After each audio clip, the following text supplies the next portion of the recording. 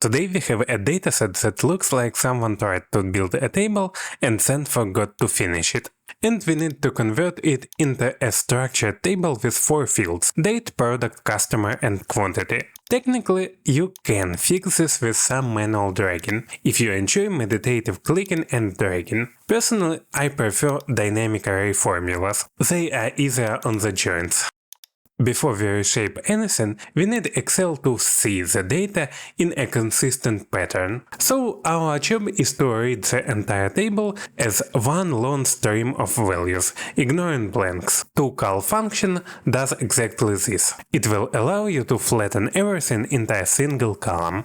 The second argument lets you skip empty cells. Without this, the pattern collapses because the blanks would become actual values. And then type through to scan by columns. This is important because your table is inconsistent horizontally. Reading by columns gives you the correct sequence. After this step, the messy layout becomes a clean list that looks like this. Right now, TOCOL function gives us the raw values, but no header. If we reshape it now, the first row would become an actual date value, not the column name. So we add the header manually using VSTACK function.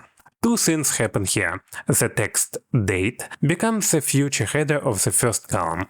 Everything else, product, customer, quantity, etc., stacks underneath. This single column structure is now fully ready for reshaping. Now we need to turn those 4 value blocks into rows. That's what WRAPCOLS function is built for. Why 6? 1 row for the header and 5 rows for the 5 records in the example. This reshapes your single column into 6 rows with 4 columns, but hard-coding a number is not acceptable for a real solution, so let's fix that. We want Excel to calculate the number of rows automatically.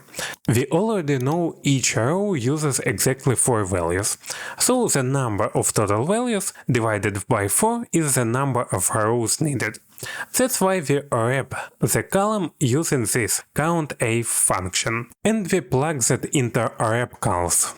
Now this formula will expand when new data appears and shrink when values disappear. This is the difference between a one-time trick and a reliable workflow. You can say that we are repeating the same expression twice. That's not efficient and not clean and not needed. To avoid this, let's use let function. I will copy the block we are repeating and name it x. Then we will be able to use it anywhere we like.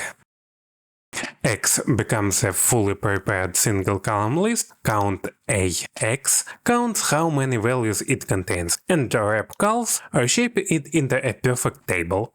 This final version is readable, efficient and safe, and if you want more examples like this, let me know in the comments. Thank you for watching, see ya! And don't forget, the more likes the video gets, the more challenges I'll cover in future tutorials. See ya!